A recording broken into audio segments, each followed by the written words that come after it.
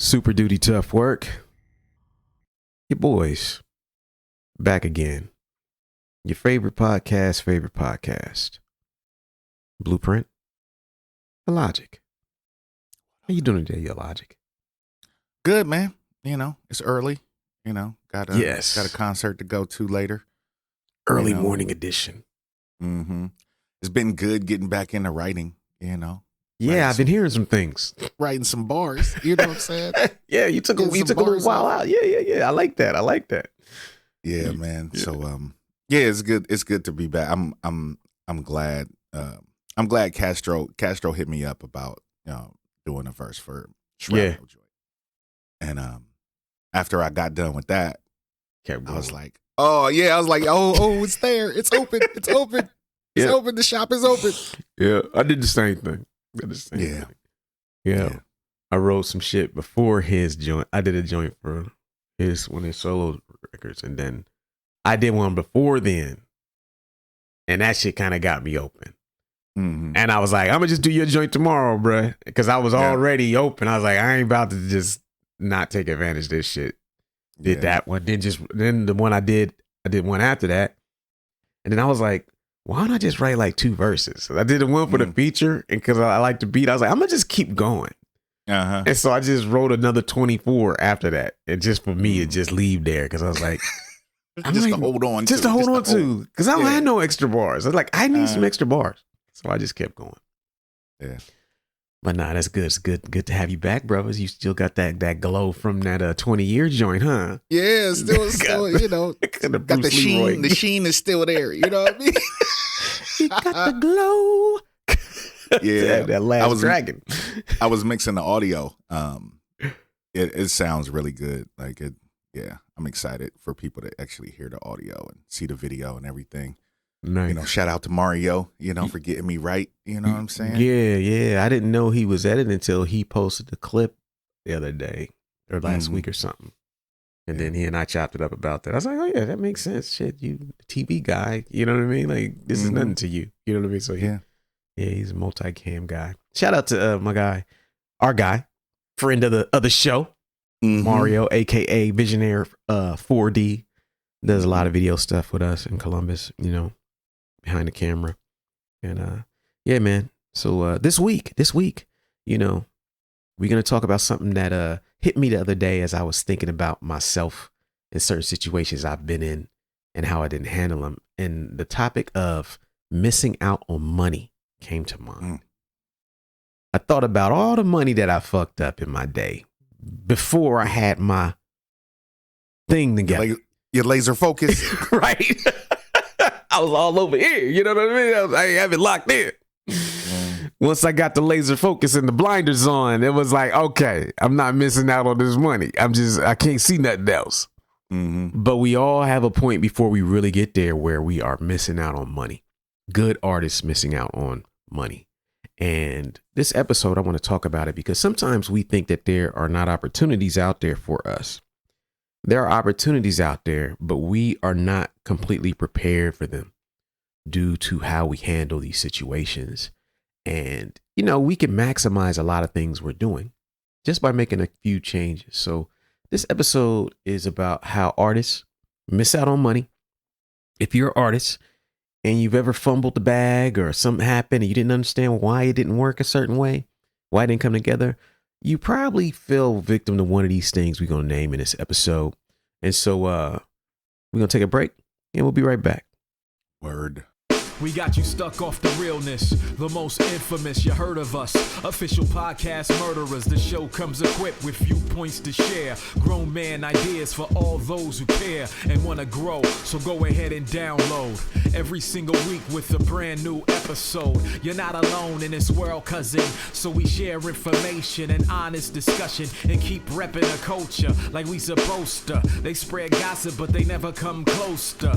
I can hear it inside their tone. They talk about the industry but never left their home. You get laced up with bullet points and such, plus empowering topics that they never would touch. You can put your whole network against a team, But Super Duty Tough Work's the MVP. Most valuable podcast on MP3. Priceless info, but all of it's free. So take these words home and think them through. Super Duty Tough Work is coming at you. You are now listening to Super Duty Tough Work with your host, Blueprint. Raw and uncut, adult conversations. No shucking, no jiving, and no bullshit. All right, folks, we back. Super Duty Tough Work. We here. Blueprint. Illogic. This week we're talking about missing out on money. Before I go any further, hey, by the time y'all hear this, Chamber Music 2 is going to be coming out Tuesday, November 5th. I need y'all to go support your mans because the record's dropping. Then we got the album release party in Columbus, November 8th. And then I'm going to motherfucking Southeast Asia, November 11th. It's going to be a whirlwind next week. The next 8 to 10 days for me is going to be crazy. Your boy's going to be on the other side of the planet. But you know, doing the thing. We're going to be applying the concepts that we talk about in the show. And we need y'all to stay in tune for the adventures. I'm going to try to do the, what's it called? The show things I do on Instagram, like the Notes from the Road. Oh, yeah. For those of you who follow me on Instagram, I do these things called Notes from the Road where I recap shows and have pictures, video and stuff. If you ain't tuned into me there, tune into me there. And yeah. So this week, how artists miss out on money. Let's start with the number one simplest way that we have all missed out on money. The number one reason is no contact information. This is the very small, insidious one that causes you a lot of money. But everybody has an Instagram. What? Sorry. You want to tell people to find you on Instagram. You want to tell people to follow you on Twitter. But what happens when they get on Instagram? They're bombarded by a million other posts that ain't got nothing to do with you. They're distracted. Hey, you just saw this person in real life. They was 5 feet away from you. And instead of giving them your direct contact information, a card, you know, a QR code that takes you to your contact page, writing down their information, following up with them, telling them, giving them your phone number, whatever, you know, the situation may call for. What you do to this person who wants to give you some money is you send them either somewhere that adds steps to it, or you don't even have your contact information at all. You don't really, you ain't really thought about it. You don't have a card to give them. And what happens is by the time that person gets home, starts looking at you, leaves that moment, that business is gone, you know, or they bumped into someone else who was prepared for that moment, had the card with the contact information, and you lost out. You might not even know that you lost out like that. But not having the proper contact information with you, on you, when you're operating in a professional capacity can cost you a lot of money. I finally got some cards, you know, when we first started, I didn't have, you know, it was just, hey, you know, just hit up Waitlist. You know what I'm saying? Like you know, and then I finally got an email address. You know what I mean? I think I made you get an email address. You did make me. That's why I forced you. Yeah, that's why my first email was unforeseen shadow at yahoo.com because I didn't have a freaking email address until after my first album came out. I was like, bruh, you have to, because I think I set it up for you and everything. I was like, this is what your handles. What's your name? Oh, it's going to be unforeseen shadow. Yep. I had no contact info. None. Just out there barring up the world. Just hitting everybody with all types of verses and epic albums. Not an email in sight. Yep. And this was before, you know, socials and stuff. So there was really no other way to contact, you know, outside of a phone number and email address back then. Right. And yeah. So. Yeah, that is funny. That's really funny. Yeah, I missed out on a lot of shit in the beginning. Yes. But you know, that was a different era as well, you know, in terms of all of this stuff was new for us. We tried to apply some of the things we had learned from whatever corporate America and the jobs, but this is a whole nother business over here. So when you're at the beginning of your career, you're going to make some mistakes like that. And Yeah. most artists are not thinking that a business card is necessary or email address. They need to automatically have it on hand. But the thing is, like, we stress heavily being social, on this podcast. Why? Because there are opportunities that come to you from being social that do not come to your inbox. Mm-hmm. There are people that you meet when you're out and about doing your thing that know who you are, have something for you, want to collaborate you, work with you, hire you to do something. But if you're not on the scene, you out of sight, out of mind, man. Yep. So what you want to do is, like, when you are out, make sure you can capitalize on those opportunities, man, because so much money misses those who are not prepared with the basic contact information. Yeah. And a QR code is not, they're free. Yes. You can get you a QR code for free, print something with your name and that QR code on it, Yep. and give it to someone. Yep. That way, it's still somewhat, technologically, up to date. Yes. Because a lot of people don't hand out actual business cards these days. You Right. know what I mean? So, having something that is still technologically up to date, like a QR code, is probably your best bet these days, because people keep everything in their phones anyway. Yep. Yep. Yeah. Yeah. And the thing too is, like, don't overthink the business card thing. Don't start trying to hire a graphic designer and all of this crap. All it needs on it is your name and your email address. Whatever and if it's somebody that you feel comfortable with giving your number, then you write your number on the back of it too. Yep. That's what I've always done. I don't put my number on a business card. I'll basically put my name and email on there. And then if I talk to them long enough, feel comfortable, okay, I'll write my number on here too. Yep. But ain't no graphics with it. Don't even think about that. Just get a basic card. You can probably get 50 to 100 cards for $10 or less, I'm sure. Yeah. Probably less than 50 cents a card. Or probably 10, 20 cents a card. Yeah, especially if it's no graphics on it. Yeah, no graphics on it. Just get you some joint with text, Vista print or something like that. But yeah, that's number one. No contact info. Number two reason artists miss out on money, and this is probably the biggest one of all of these, is negative associations with money. Negative association with money. What a lot of artists don't want to admit is that we got some subconscious, like, negative self-talk when it comes to money. Especially with hip hop. Oh. If you're keeping it real. We don't want to be the system. We don't want to be the part of the problem. We don't want to be like them. Mm-hmm. And so there's this, there's always been an element of this shit where hip hop simultaneously embraces capitalism and getting money and being an independent artist and selling it out the trunk. But then you have this subconscious thing where guys at the top look so fucking greedy and unscrupulous that you kind of feel weird about it sometimes. Like, can I really push this? Is this, how do I look being this way? Yeah. But on one hand, it's like, we're the most capitalistic genre in music. Yes. Nobody more entrepreneurial and capitalistic than hip hop. This shit don't exist if we not selling it out the trunk, selling it hand to hand.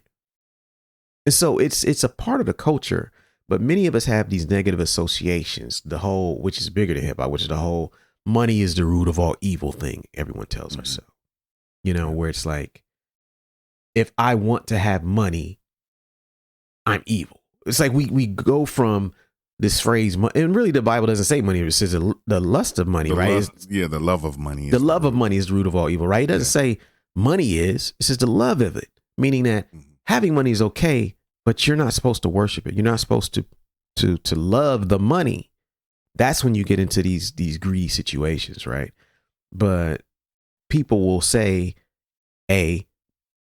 the love of money is evil. Therefore, if I want money, I'm evil. Therefore, I got to shun money so I don't look evil. Mm-hmm. They walk through this progression, and it subconsciously stops them from taking advantage of situations that come to them that involve money. And it kind of sucks. And we've all had these times where we're like, man, I want to look greedy. Mm-hmm. They be like, how much? What's your price, man? I don't know, man. I just hit me with $50. I mean, really, for you, I do it for nothing. You know what I mean? It's just, I don't look greedy, fam. Yeah, I had those issues in the beginning too, where I didn't want to seem like, even though I'm worth, $300, $500, depending on what the thing is. Yeah. Didn't want to look like I was, taxing. You know what I'm saying? Because, and also this is something that we don't talk about amongst ourselves as artists too. Like, what's your price, bro? You know what I'm saying? Like, what do you charge for? Yes. You know what I mean? Like, get a baseline. Market research. Yeah, do some market research. Yeah. Ask people in your same lane that's, bigger and smaller than you. What do you charge for X, Y, and Z? What do you charge for that just to make sure you ain't pricing yourself out the market or you undershooting yourself? Yes. Like that's a way to really understand. And it was hard. You know what I'm saying? It's hard for us, I think. It's just like being at a job and not knowing your coworker's salary. You know what I mean?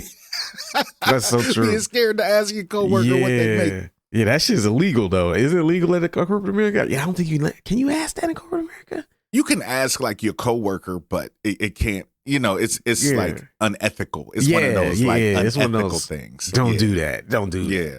But people be doing it. People do it all the time. People do it all the time. Man, corporate people, man, be watching everybody's pockets. Everybody be watching everybody's pockets. They see that job posting before you got that job. They know what that range is. They know. Yeah. You know what I mean? You come in there, they be like, well, we know he making between this and this because that's what the job posting said. Yeah, he at least. He got a master's too? Okay. So he, they doing tabulations on your pockets. But yeah, man. The negative association, we have to be very careful, and how we handle that is like really look at your dialogue around when it comes to money, what you're telling yourself. Are you afraid to look greedy? Are you afraid to feel like you overcharging? Are you, when it comes to get paid, are you thinking about the person paying you more than you thinking about yourself? Because that will get you in a lot of trouble where you are automatically assuming that somebody else who approaches you ain't prepared to pay you, or it's going to hurt them more than it hurts you. Yeah. You don't know how much money they got. Yeah. They might look like they ain't got no bread, but they might be completely prepared for this shit. So that's something we got to get away with. The negative associated with money. Yeah. All right. Number 3 thing, and this goes hand in hand with number 2. Number 3 reason artists miss out on money is low self-esteem. I'm not worthy. Should I really be here? Am I a fraud?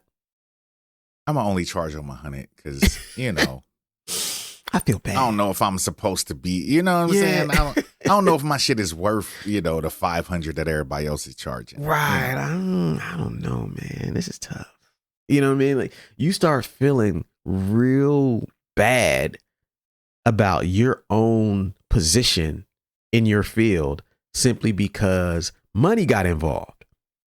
When money wasn't involved and you was doing it for free, your self-esteem was super high. When somebody starts offering you money and it's time to talking about prices and accept money for what you do, all of a sudden, just give me just enough. We start thinking about like, how can I ask for just enough instead of more than enough? Man, if I'm worth. What is worth? What's it worth? What's it worth? Yeah, what is it worth? That's the shit. Like, yo, the reason you think that it's not worth more is due to your self-esteem, not due to how other people see you, And that's what gets you into these situations where you miss out on money. Like, even myself, I feel like sometimes when I first started, all of my financial goals were like, yeah, man, if I just make enough to pay my bills, I'm cool. Just let me make enough to pay my bills. I'll charge just enough to where I can pay my bills. But what happens is if that's your goal, you won't really do better than that. Like, what's wrong with asking for more than enough to pay your bills so that you ain't got to keep hustling and scrambling to make just enough? Right? We don't like working jobs that pay us just enough. Right. Why, when we do our art, we're completely okay with just enough? Pay me just enough. we're defining our value in terms of our quote unquote need. And as you said, not in terms of its intrinsic worth. That's a problem. Yeah, that's a huge problem. I've gotten to a point now where I have no problem telling people my price. Mm-hmm. And if they can fuck with it, then they can. If they can't, then they can't. You know what I'm saying? And I have no problem negotiating with people either. But I'm gonna give you a price. Yeah. I'm gonna give you a price. This is what my price is. You Yeah. know, and if you want to fuck with it, then cool. If you don't, then cool. You know, like Yeah. you came to me. You know what I mean? So obviously I have some value. Obviously there's some value to what I do because you came to me. Right. And you asked me, what do you charge for X, Y, and Z? And I told you what I charge for X, Y, and Z. Hello. Whether you want to pay that or not, that's between you and your bank account. Hello.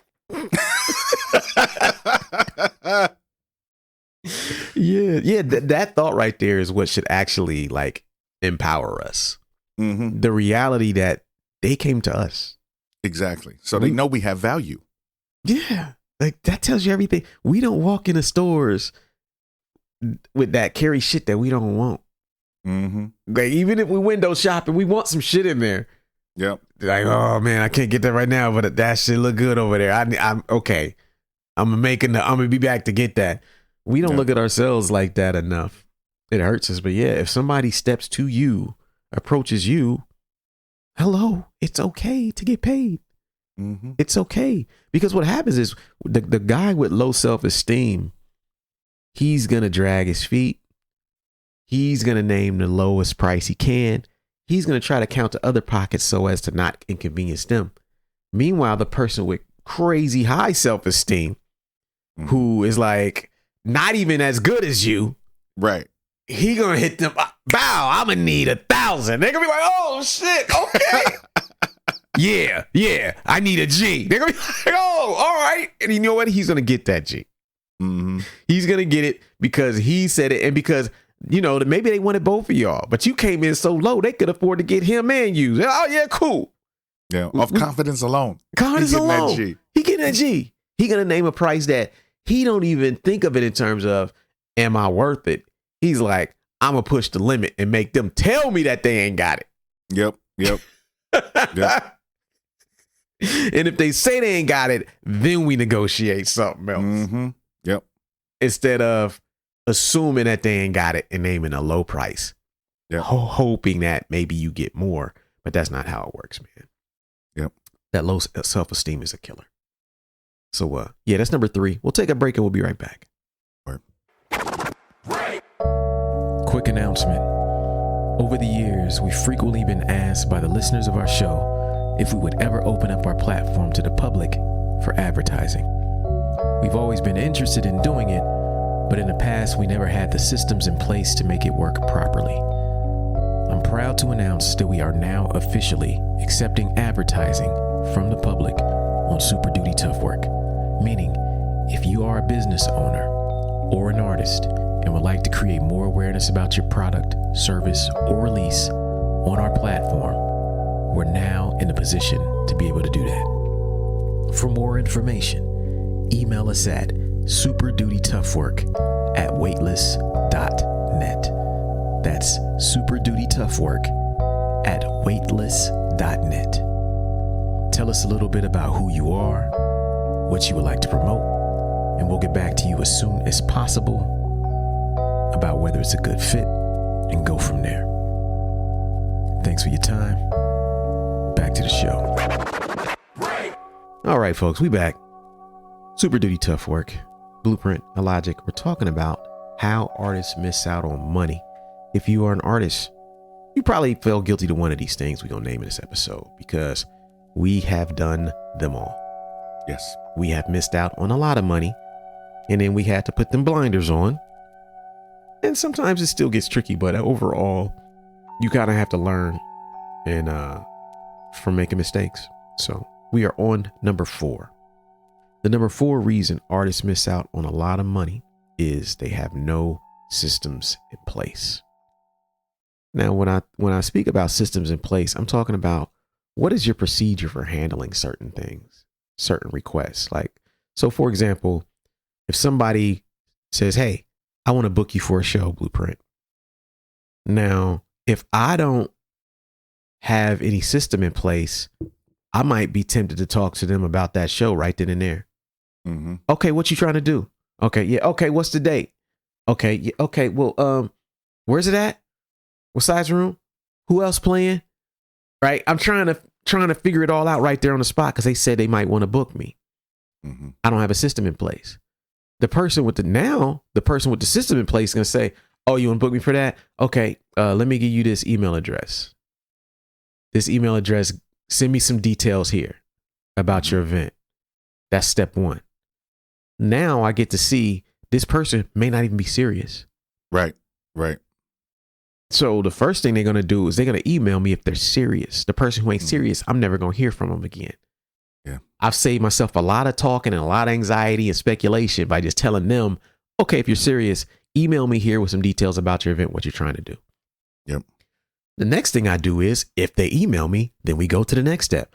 I may ask them some more specific questions about their event via email.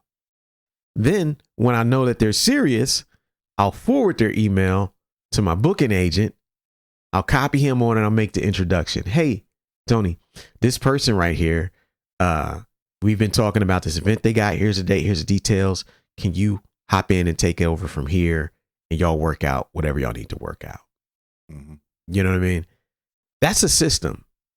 We do that literally every time. Yep. It doesn't always go down like this because some people fall out. Some people don't follow up with the email. Some people, if they email me and I ask them a couple questions about the event, I can see that they don't know what they're doing. Yep. They might just be putting fillers out. They're not really trying to book me. You know what I'm saying? Like I've had people book me who were not even who they said they were. Mm-hmm. Like I recently had somebody try to book me 3 or 4 months ago and they were like lying about being AC Alone's like booking agent. Yeah. Yeah, I want to book you and AC Alone on this tour through the Midwest this fall. Like What? they don't think you know AC? Yeah. So you know the first thing I did. Text AC. You know this dude? You know, bruh. Right. This is why you have to have these things in place, because if you don't have a system in place for doing this, you'll get lost in the sauce. You'll get discouraged. Mm-hmm. I've tried to book artists who I felt didn't necessarily have a system in place. Mm-hmm. And what I found is like, because they didn't have a system in place, they kind of avoided the majority of situations, right? Like there was one time I think I was trying to book, and no disrespect, this guy's a legend, like Large Professor. Mm-hmm. We had a mutual friend, and I was asking him, like, yo, who's his booking agent? Who's his booking agent? Oh, he handles stuff himself. He's got a friend who does it for him sometimes. And then it was like, okay, so he doesn't have a booking agent. Because I'm thinking, if you got a booking agent, I don't even got to reach out to you. Right. I can just go to him. Yeah. Yeah, reach out to the booking agent, and ain't no stress on you to even think about it. They can evaluate whether I'm serious or not. We can talk about the money, the date, and whatever. And then if they think it's worthy, they'll get at you. I go to every social media site he has. Nothing on there. No email, no contact, no booking agent, no nothing. And so I'm left with no choice but to try to book this thing with a mutual friend. And it just ended up being like, yo, this is not going to go nowhere. I can't even get to the point where I can have a conversation with him about this. And then I talked to that person, a mutual friend, and they were basically like, yo, he feels like he's got jerked so many times that he's hesitant to deal with people and X, Y, and Z. And my first thought was, he should have a system in place for this. Right. And then I thought, like, how much money could he be missing out? An artist of his level could be missing out on. Right. Because there's no system. No system. And we know how it is. Sometimes if you're not prepared to handle a specific business request, you avoid that type of business. Mm-hmm. You subconsciously avoid it. And you only take it when somebody comes at you and offers you the biggest, easiest thing. Yeah. Things that seem simple in your mind to execute. But 90% of shit is not like that. Everything ain't a slam dunk. Everything is not just one email, it's booked, it's done. Sometimes you have to like go through a process. And because there was no process in place, I felt like as a guy trying to give him money, I couldn't give him money. Like, that's bad. I'm just trying to bag give for you. I got a bag for you. I got it. I'm not trying to haggle you. I'm just like, yo, I just want to book you. Can we just talk? Like, I got it. I couldn't even get a conversation going, man. And it made me really think that, like, that's just one example. But the industry is full of situations like that, where when we're not comfortable with how something works, we avoid it. And because we avoid it, we miss out on a lot of fucking money.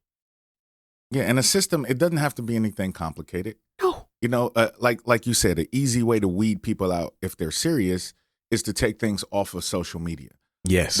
I always get hit up, yo, you doing features, you got beats for sale, blah, blah, blah.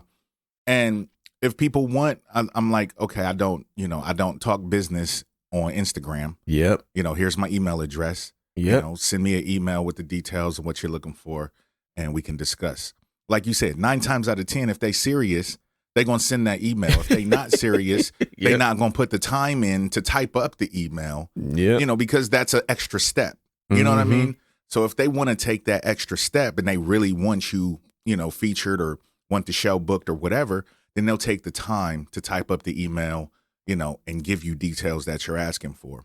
Absolutely. And then you can start talking and negotiating from there. But, you know, that's the simplest thing, you know, as far as having a system in place to get you to a place where you can start to negotiate. Yep. But, you know, other people have other systems that keep them shielded and make sure that they don't miss out on things like having a booking agent or having a manager that, you know, does the talking or negotiating for you in your, you know, for your interests and things like that. But it'd be as simple as just send me an email. Yeah. And if you look at like bigger businesses, what do they all tend to have on their website? Frequently asked questions. They all have that fact section. That section is basically to help people go through the process. It's a system because they know that when they're dealing with people, we have these questions that are always asked. Here's our answers ahead of time. Here's our system for handling your requests, your concerns, your fears about this thing. And they put it right there in plain sight. You can have a similar document where when people reach out to you about certain things, you have a set of answers prepared.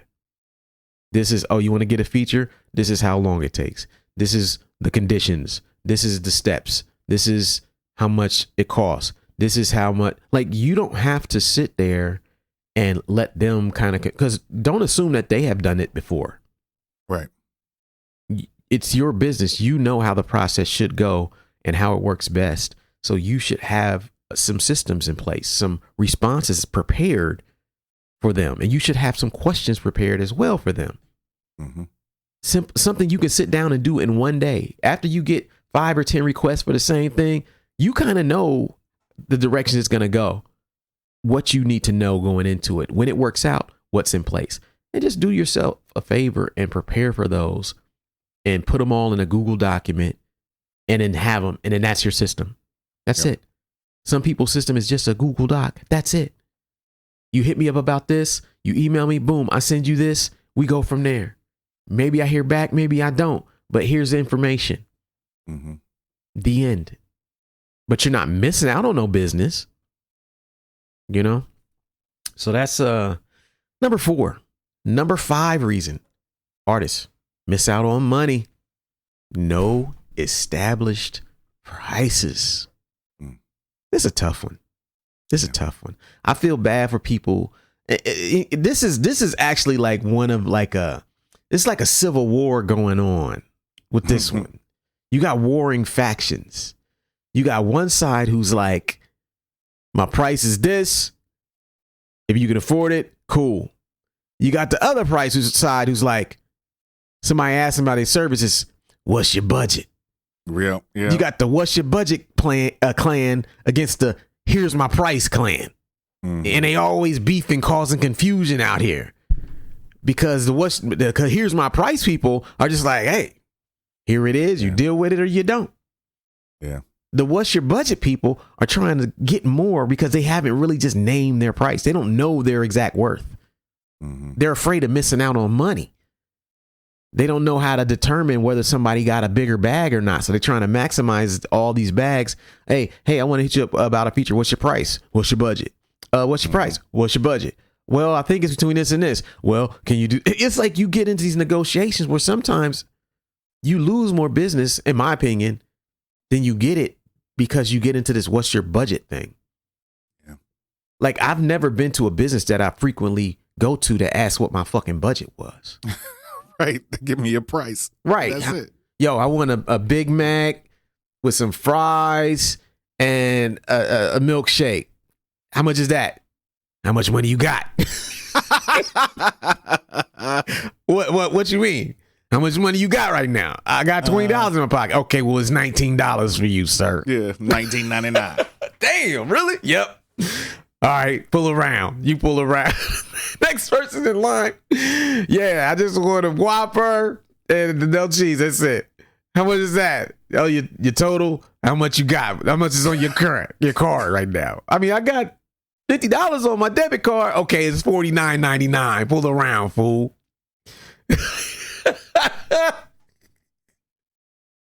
I think that people are more comfortable dealing with people who know the price. Mm-hmm. Same price every time. You know, everything is upfront. I know I am. So I'm one of the guys who's on the here's my price. Yeah. And I'm completely okay with the prospects of somebody who has more budget feeling like they got a good deal because my price maybe was lower than they had set aside for it. I'm okay with that. Yeah. I have an abundance mentality. And what I notice is that if you do something that's very affordable for somebody, according to your price, they tend to hire you more frequently. Yeah. And suggest you to other people as well. Yeah. Like, yo, my man does good work and he affordable. Mm-hmm. This is his price. Mm-hmm. Whereas if your price fluctuates like this, they can't really give you no referrals. Right. You'd be like, yo, how much he charge you for that? Well, he charged me this for that because I had this. So I had $2,000. He charged me $1,999.99. Damn. How he know you had that? Well, I had to tell him what the budget was. I had to come up with something. He waxed me, you know. But yeah, the no established prices thing. I think if you're going to do something in a professional capacity, you should know what your prices are, no matter what. And like Illogic mentioned earlier, there's nothing wrong with calling some of your peers and figuring out what their prices are for certain things. Yeah. Hey man, what do you charge for this? What do you charge for that? And then comparing your level of work. Maybe you're not as big as them or as good as them, but the question is, what are people used to paying for that? Right. That's the key. Right? Because you may not be, oh yeah, I'm not quite as big as him, but the market tends to pay this for this service. So I'll come in right around here. Yep. You know what I mean? Maybe I'm a little bit less, a little bit more, depending on how I'm feeling that day and what I got going on. But this is my standard joint. Yep. And I think you'll feel much better doing it that way because then you're not subject to someone else. You know, you're just not subject to losing that business. Set your price and be okay with it, which takes an abundance mentality, but it can be done. And it's much easier. When you have a price and it's set, then you don't have to sit there and contemplate, okay, what they profile picture look like. What should I charge right. them? Yeah, you know, if you Sherlock Holmes just to figure out what to charge. Just to figure out what to charge. Like if you got a price, you got a price. It's just like having the merch table. Yeah. You know what I'm saying? Like when we do merch tables, we usually have a price list on the merch table. These what the prices are. Yep. You know what I'm saying? When somebody comes to you for some work, if you have a price, and they'll see you probably more as more of a professional if you already have your prices locked in and your prices are the same, you know, with everyone, the last person they talk to. Oh, yeah, he charged him the same thing. Okay. You know, this is normal prices, you know. Yeah. Established prices are important. Yep. So that's number 5. Reason number 6. Artists miss out on a lot of money is thinking too small. This is one where sometimes we got to admit that maybe as artists, we're not seeing the whole picture especially as it relates to how other people see us. Mm-hmm. We don't know how other people see us. We might know how like our close associates, our friends, our family see us in this shit. But when you start doing something at a high level, high enough to be considered a professional, you're not always aware of how people around you see you. And because you don't necessarily see yourself at a high level as a professional on the same league as some of these other people you may admire, you think very small in terms of the money. Mm-hmm. Opportunities will come your way where someone is just waiting to write you a big check, and you won't write, and you'll name a price that just is not there. Right? They're waiting on you to just give them a price. Whatever price you name, they're gonna give it to you. Mm-hmm. But sometimes you don't think big, so you're like, ain't nobody got no money. That's one thing people say in this shit. Ain't nobody got no money out here. Ain't nobody paying for no music videos no more. Ain't nobody buying albums no more. Mm-hmm. I'm gonna just sell my shit for $20. Mm-hmm. Shirts, ain't nobody buying no merch no more. I'm gonna sell my shit for $10. Man, nobody want to pay to get in no rap shows no more, man. Right. Post COVID, I'm gonna just do the show for $5. We gonna charge $5 to get in. Shit be packed out. You be like, damn, I left so much money on the fucking table. Why did I do that? Yeah. Why did I do that? I experienced that in 2005 with 1988. I remember because I booked the whole tour myself, and I was playing a lot of alternate spots. I mean, shit, you was there with me, but there was nights where I was like, this was right in between the $5 and a $10 movement. When shows was somewhere. So I was like, let me just charge $5 to get my turnouts up.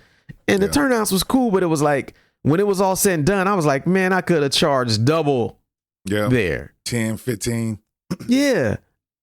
Or just 10 across the board. Yep. Instead, I'm letting these $5 shows become a regular thing. And yeah, it's cool, but it ain't what it could. You could have made double every night, fool. Mm-hmm. People was ready to pay it, but I wasn't thinking big. I didn't see myself like other people saw me. They was ready to pay it. Mm-hmm. You know, and the same thing happens today. Sometimes we evaluate our value based on how we see ourselves and not how other people see us. Yeah. And it causes us to really undervalue ourselves and not get paid what we should get paid. Yeah. And also a key to this is to understand, like you said, understand your value and not overcharge. Yes. Yes. Because, you know, it's people out there that just picked up a camera yesterday, but they trying to charge $500 for a video. Yes. And they don't even have the quality, you know, to charge that, you know? Yeah. So it's understanding that, you know, what you're worth. And sometimes you don't know, especially if you ain't done this shit, you don't know. I mean, a good example for me was, you know, with the Celestial show, we had $15 tickets and $25 tickets for tables. Yeah. In the first, you know, the week before the show, I was second guessing the price that we set. You know, because it didn't seem like a lot of tickets were moving. It's like, oh, did we charge too much? You know, did I overshoot my shot? You know what I mean? Until the night of the show, and I'm like, oh shit, people paid what we put up there. You know what I mean? People came out, so I guess I understood what the value was. But sometimes it's hard when you do that shit yourself. Yes. Yeah. When there's no system in place and no barrier between you and the money, it's hard to gauge your own worth and your own value. You gotta try to at least look at it from, you know, the fans' perspective. That's why analytics are important. Yeah. Also to add is like, you hadn't done a show like that in a long time. Like you hadn't played a solo headlining show. And so shit, I just played first time in 6 years in Columbus. Yep. In April or whatever, and you just played first time, and I don't know how many years a solo headlining show.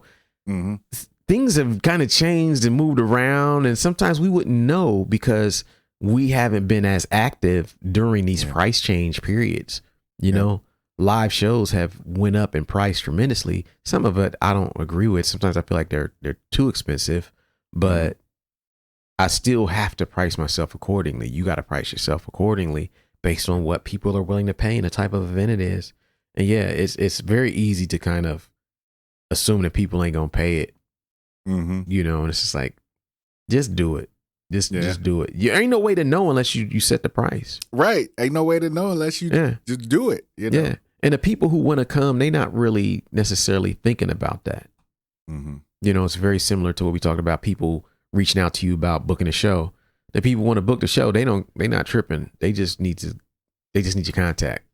Yep. They're gonna book you. They're gonna follow up and everything. The people who ain't gonna come, the difference between $15 and $20 is not gonna be the reason why they ain't come. Exactly. You know what I mean? They're not, oh man, at 15 I would go. At 20, fuck that. He ain't no $20. Nah. They wasn't going anyway. Right. They wanted to be guest listed. You know what I mean? Mm-hmm. So yeah, that's number 6. We'll take a break and we'll be right back.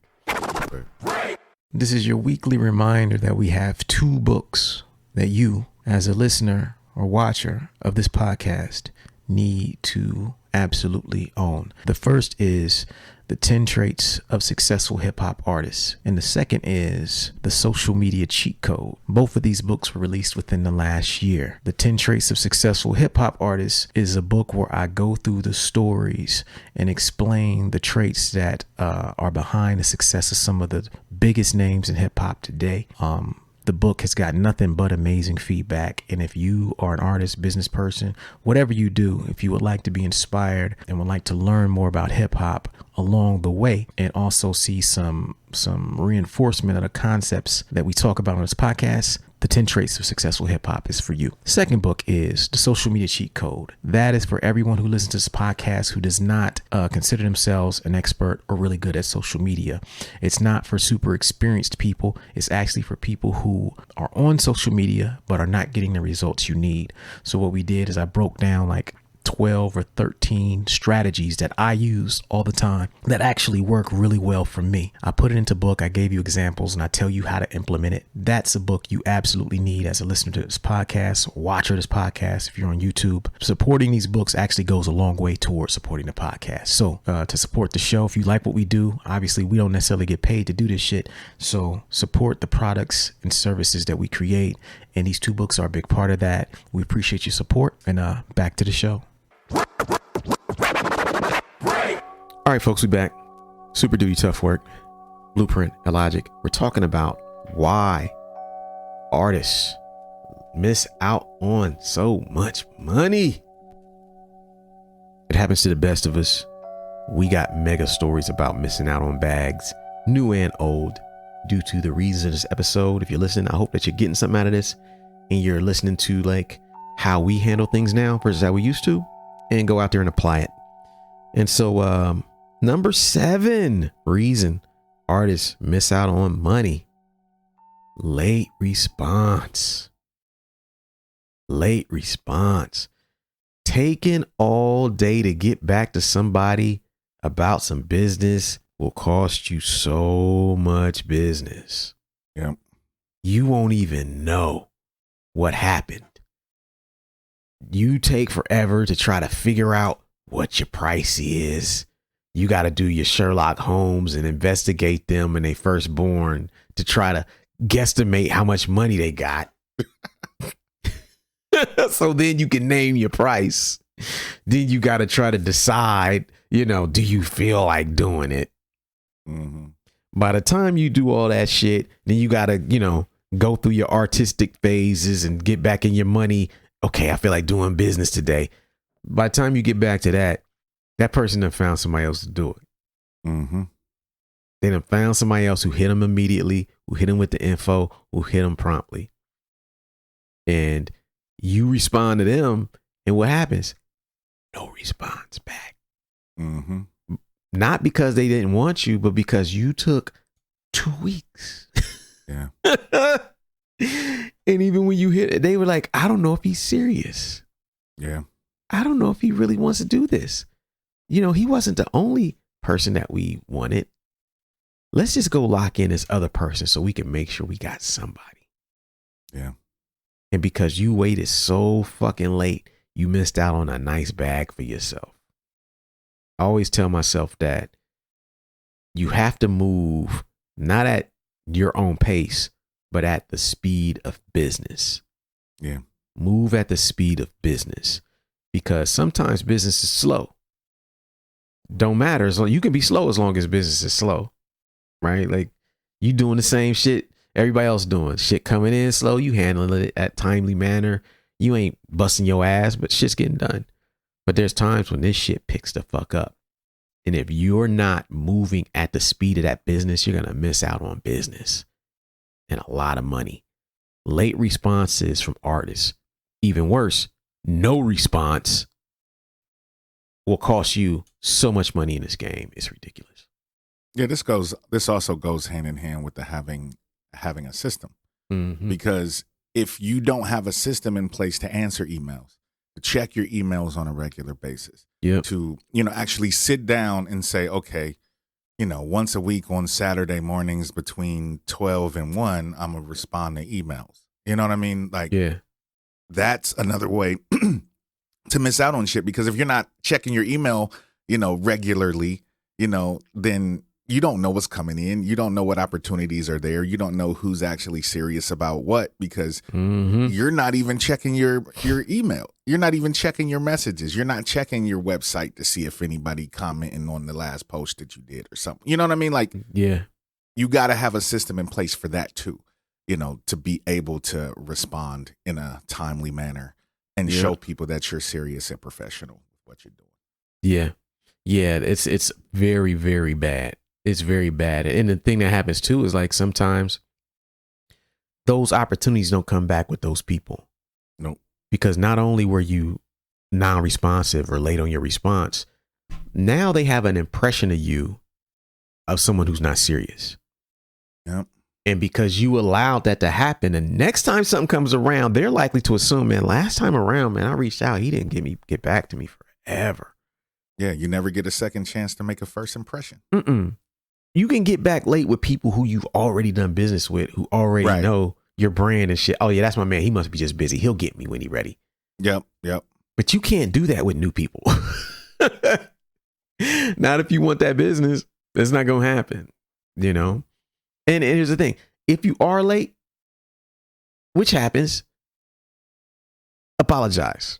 Yep. My bad for taking so long. I've had blah, blah, blah going on. Yes. But I'm interested in so-and-so and so-and-so, And if you miss the opportunity, just the fact that you apologize, they not going to look at you like, oh, he not serious. Oh, yes. They'll look at you like, oh, he's human and he had something going on. And you know what I'm saying? At least he got back to me and let me know. Right. It's better to look like you're human who got some shit going on than that you're a professional who's lazy. Mm-hmm. You don't want to look like an unprofessional motherfucker. You want to look at, like, if you can't do it, you want to look like the person who, I had too much going on. I dropped the ball. Sorry about that. Keep me in mind for the next time around. Yep. That's all I say. We all drop balls, so I don't want to act like I'm like perfect. I forget shit sometimes too. Sometimes I'll have a week where my inbox will be so crazy with goofy shit, or just like this week. This is a bad week for me. I got pre-orders going out. I got podcasts. I got a release party coming up, album release, and a tour coming up, all in like 10 days. Yeah. This is the worst. I might not get back to you. I might not respond to your email right away. It's going to be a while, man. It's going to be a minute. I might not get at you till I'm out the country. And I'm like, I can breathe. Let me holler at my man. It's like that. It's been like that for the last 3 weeks, man. I've been off the grid. I've been off the grid. So it happens. But it's okay to hit somebody back and apologize for that, man. So that's a late response. And then the last reason that artists miss out on money is late paperwork, no paperwork. Somebody want to give you some money and they ask you to hit them with that tax info, you don't respond. Yep. Somebody want to book you for something, they ready to sign a contract, ask you to send your contract over, you don't got one. Somebody, they book you for at a university show, they tell you to go here and enter this thing for the payment portal, you don't do it to the day before the show. You don't do it till, you know what I'm saying, the 11th hour. You know what I mean? You don't do nothing. So they're just like, we can't give you this bag. Mm-hmm. You didn't do what you're supposed to do. Like, you supposed to have this, your fucking W-9 form. You should have a signed one on your Google Drive at any time for anybody asking you. You never did it. Mm-hmm. Every time you need to sign one, you got to go to this place and go that and go get this scanner and go across town, and you're late. No paperwork. These are the little tiny things that really stop you from making money, because all money is not a handshake deal. Everybody not run up on you with the cash. Yeah. Sometimes like, no. And even to add on to this, you miss out on money because you didn't request things from the person paying you early enough. Mm-hmm. Maybe when they booked you or reached out to book you, you could have said, hey, I need you guys to have all the paperwork in place to where I get paid the day I play. Mm-hmm. I need to be leaving there with a check. But what happens instead? You just assume. This has happened to me with universities. Whenever you do something for a college, you damn sure better tell them soon as they try to book you, I need to get paid the day I get there. Yep. Because they will, it'll be locked up. You won't get paid for 2 weeks. Yeah. Months. Yeah. It could be months. It'd be, you finished the event. Oh, we got the such and such from you. Oh yeah. Can I do it now? You do it. I'm sorry, we can't write the check. We got to go through the accounting department and they got to do this. They gonna mail it out to you. Mm-hmm. By the time they mail you your fucking funky check, you be pissed off. You know what I mean? You needed it. But it's like you could have avoided it by preemptively reaching out to them. Hey, this is what I need before I even book this show. So I need to get paid the day of it, of this event, because I don't want to be chasing y'all accounting department now. What paperwork do you guys need from me to make that happen? Yep. How early do you need it? And can I have a contact within whoever department is for paying me so that I can follow up with them or you or whoever? Yep. And we'll know if everything is moving. Most of the time, if you say it like that, they'll be glad to help you. Mm-hmm. But when you don't know and you drag your feet and you are late on your paperwork, you don't do it at all, man, your money's never going to be good. Yeah. Colleges, festivals. Yes. Festivals can be pretty bad too. Yeah. You got to make sure they got your check then and there. Yes. You know? When I get here.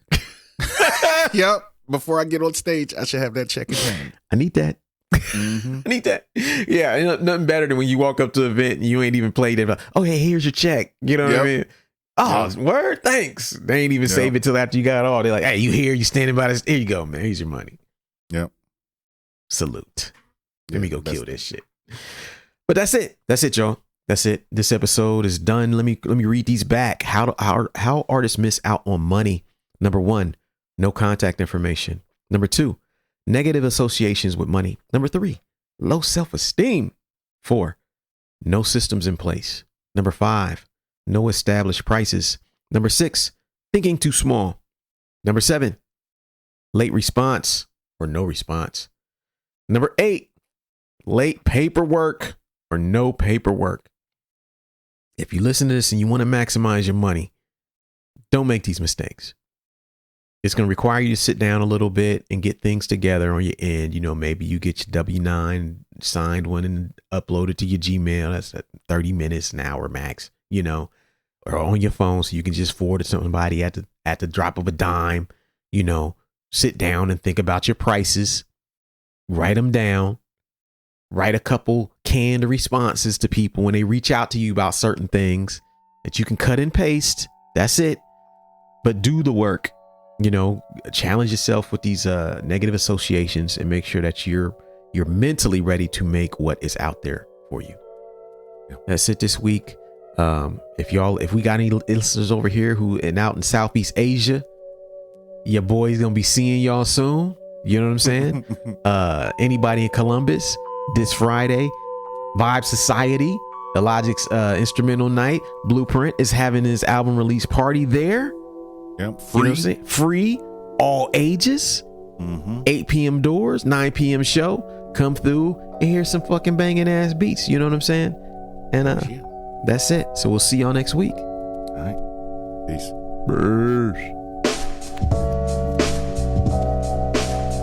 Thank you for listening to Super Duty Tough Work.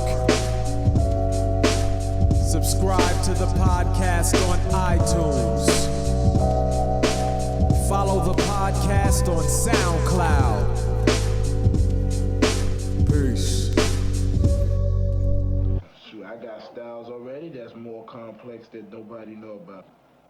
I mean, super duty tough work, huh?